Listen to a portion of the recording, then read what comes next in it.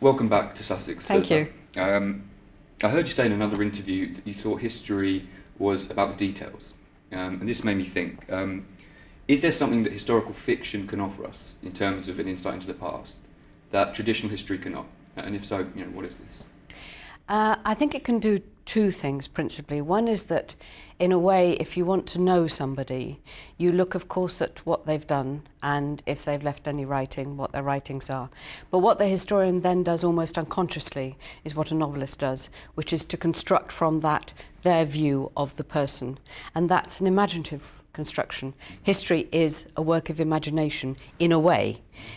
You couldn't write an account of any historical event without first imagining it. And of course, you imagine it from the documents or the artifacts that you have before you. But the actual work of finding something to tell the reader occurs in the historian's imagination. Well, it occurs in the novelist's imagination in really exactly the same way, except there's more freedom.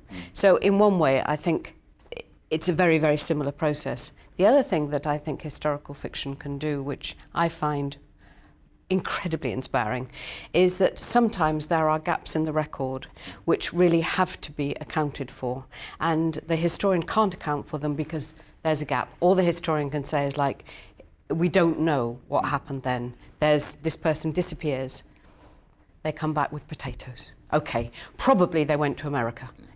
Like, we know that, but in a sense it's historical fiction to say that he went to America, unless you've got the record. So historical fiction can fill the gaps in a very powerful way, not just in a sense of somebody goes and then they come back, what did they do in the meantime? But sometimes what they did in the meantime, for which you have no record, is suggested by the records, but the historical fiction can genuinely, vividly bridge that gap.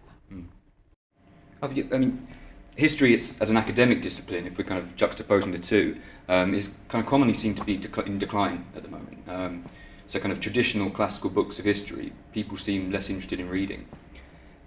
Despite this, historical fiction seems more popular than ever in terms of your own work, books of Hilary Mantel, but also in terms of period dramas, so Downton Abbey and even Mad Men.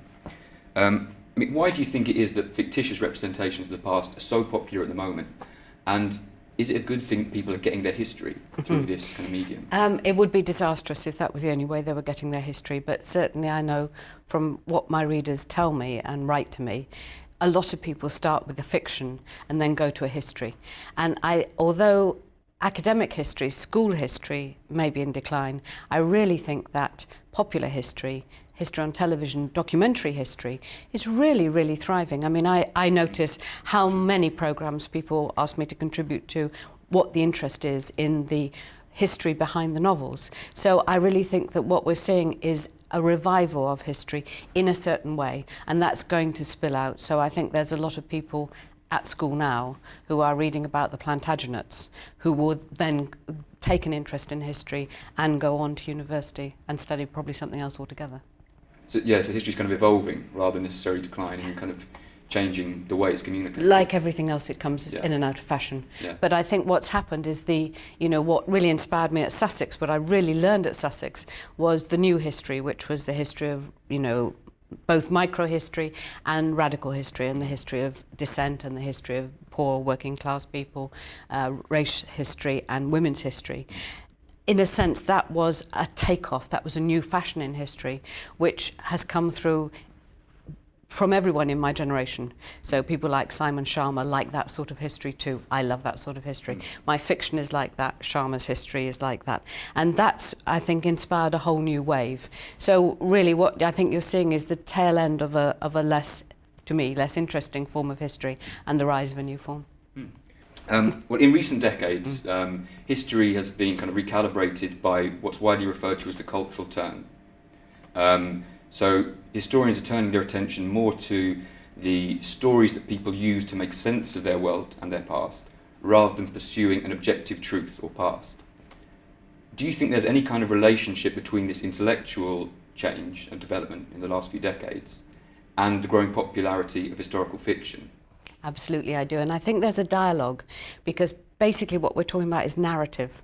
And I think there was a time, certainly I experienced the end of it when I was doing my A-levels, when you were required to study a document. And really it could have been totally It could have dropped from Mars. You know, it was of really no, it was not related to anything else. It certainly wasn't related to anything you might be interested in, for fear of getting people interested in history, you know, which would be disaster.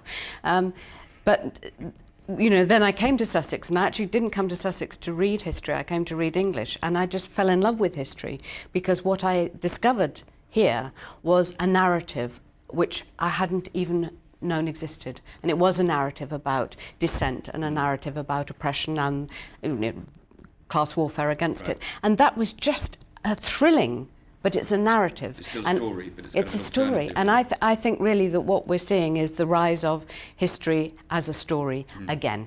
Yeah. And it, you know, it was like that, and then it went out of fashion. Now it's coming back. Reclaiming that. Yeah, I think so. Its nature. I want to ask you a quick question about sex, if that's okay. But certainly. I've just been waiting for Sure, once to get round to it. Sex is a major theme in your novels, but not just this. It's often the very motor of historical change. So Henry's lust for Anne is what, you know, ultimately brings about the English Reformation. Is sexual desire then transhistorical? I mean, was lust felt then in the same way it's felt now, or do sensibilities have a history? Sensibilities certainly have a history. Lust was certainly felt then, not in the same way that it is now. There's so much more forbidden. There's so many more obstacles from women's fear of pregnancy, from women being chattels and therefore not available, sexually available until they're married to the man, to the church's prohibition of female desire. So that in itself is a sin. To have sex for pleasure is in itself a sin. So it's totally different from the way that we think about it now. Having said that, I think it is a motor of change very occasionally. The question of Henry's feelings for Anne Boleyn are very, very powerful, and that is a really great example. Edward IV marries Elizabeth Woodville for lust or love, whatever you choose to call it. But by and large, it's not a determining force in big histories. But of course, to anyone who's interested in individuals, of course it's interesting. And I think, I mean, it's obviously very much part of the tradition of historical fiction, which at the sort of purple end becomes a romantic historical, you know, novel. So often it's just about love. It's not really about history at all. Right.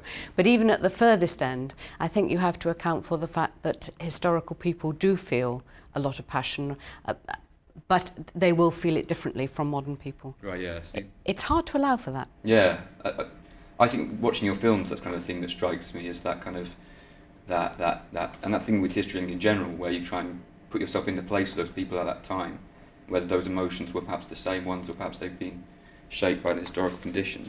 I'm sure they're different, and I think something like parenting is very different as well, and that's very hard for people to get their heads round. So for instance, an aristocratic medieval woman would hand her baby over practically at the moment of birth to his wet nurse, and then she would just have him back, in a sense, for them to see each other. But the idea of a maternal bond, the idea of feeding her own baby, the idea of really committing, you know, passionately to a child, isn't part of the medieval idea of aristocratic mothering. And that's extraordinary to have to explain to modern people who would describe that as bad mothering. It isn't. You know, it's very, very good medieval mothering, which is different. It's just different, yeah. I mean, why did the Tudors make such compelling popular history? Well, it is sex. I mean, because everybody thinks Henry VIII married 6 wives, and everybody thinks he married them for 6 episodes of lust. Yeah. So the popular view of Henry VIII is as a kind of Bluebeard, and most people think he killed everybody. You know, like, so you've got that. But also, they are the most fantastic set of characters. You know, they are genuinely, I think, larger than life, the women as well as the men. So you do have extraordinary, not just the ones we know, not just Henry and the wives, but the mistresses are quite extraordinary. Some, you know, he's got a couple of bastard children who are very behaving, you know, it's a time of religious reformation, so the opportunity for standing on your principles and martyrdom is there as well. There's an awful lot going on, and really heroic people rise to the surface and make it to the record, so we know they're interesting.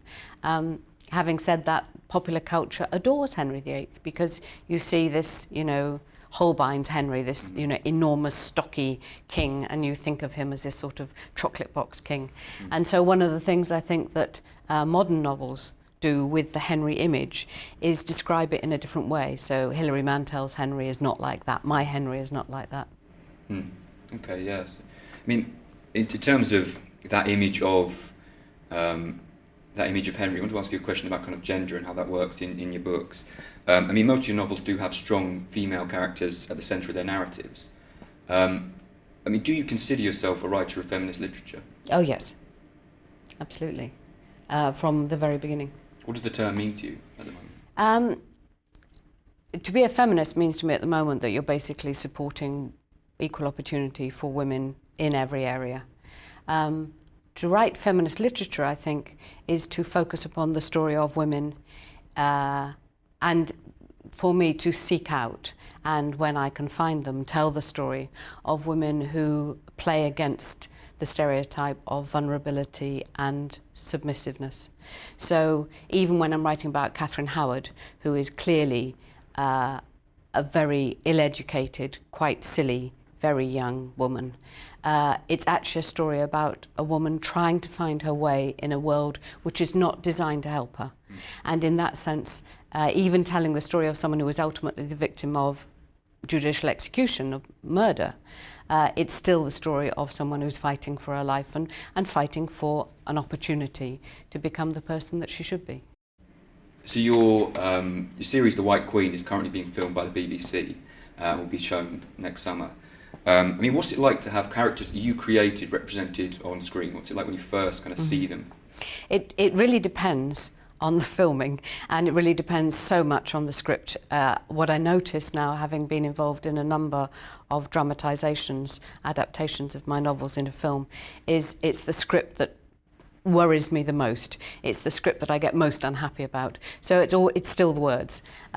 If it's a script that I like, and I'm so pleased that this is going to be a very, very big series for BBC One, Sunday night, 9 o'clock. I mean, the historical slot that you really want to be in. I really like the script. I have script approval, and I really liked it, and the performances are stunning.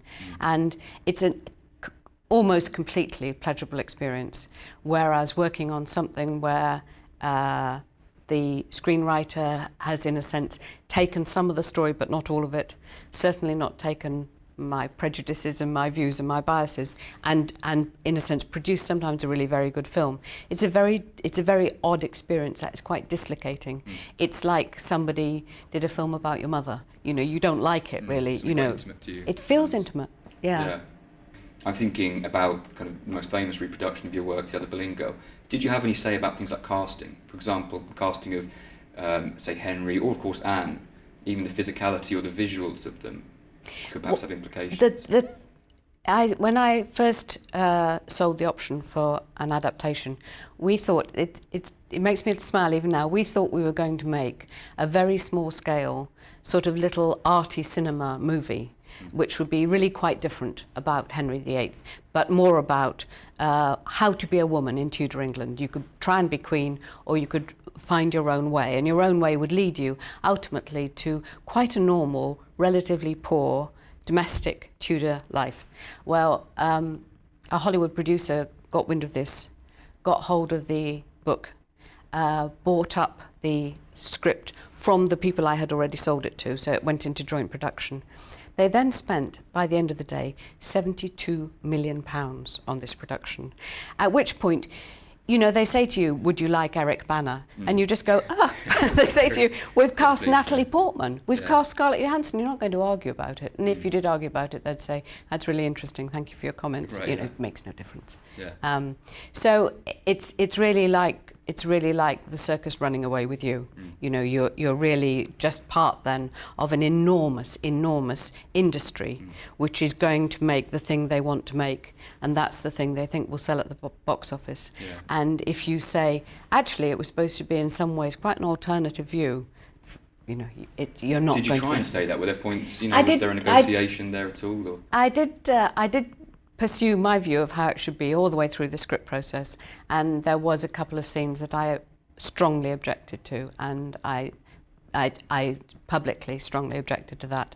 Was the incest scenes? The incest doesn't bother me so much because actually I think there is historical reasons to think that was possible, and that was certainly suggested in my novel. It is what George and Anne are accused of and found guilty of. So in a way you have a really good reason for at least exploring that as a possibility. What I didn't like was the rape scene between Henry VIII and Anne Boleyn. And the reason I really didn't like it, of course, because it makes Anne Boleyn a victim of Henry's lust rather than what she was, I'm sure, which is a fantastic player with his lust. You know, she, I believe, held him off for 6 years. And that's a phenomenal amount of time to keep the King of England hopping about like a cat on a hot tin roof. I mean, take your hat off to her. There's not many women could do that, even today. So to turn that on its head and to have him the dominant, demanding partner. Why do you think the producers or the powers that be did want that scene to go in with rape? They wanted, for the story, they wanted a twist point where you disliked Henry, where you had reason to dislike Henry. So in terms of the structure of the drama, they wanted a scene where the audience would turn against him and then he deteriorates in the eyes of the audience. And they wanted the sex scene to do that. And also they'd had a lot of idyllic sex with Mary, Yeah. So they needed to have that contrast to that, yeah. So in storytelling terms, I could see the point of it, but it will be one of the points where I say there's the history, there's the really good story. You should never sacrifice a history for the story. Well, that kind of leads me quite nicely to possibly my last question about the actual process of writing history and that relationship between kind of stories and factual history as it sees itself. I mean, do you come to the historical record then with a particular idea or story, or do you let the fiction flow always directly from historical research? It always comes out of the research, and when, I'm just completing now a series of novels, and so I have prejudices about the characters, but the prejudices I'm bringing now to the new research comes out of the previous research. So although I'm bringing prejudices, they're still based on the research, they're not based on the fiction or the dramatisation. So for me, always, you start with the history, and it's what the people do that suggests to you what they're like, and that tells you how to tell their story. Thank you so much. I found that really interesting. My pleasure. Thank you. No, thank Is there you. any questions you want to I'm speak good. about?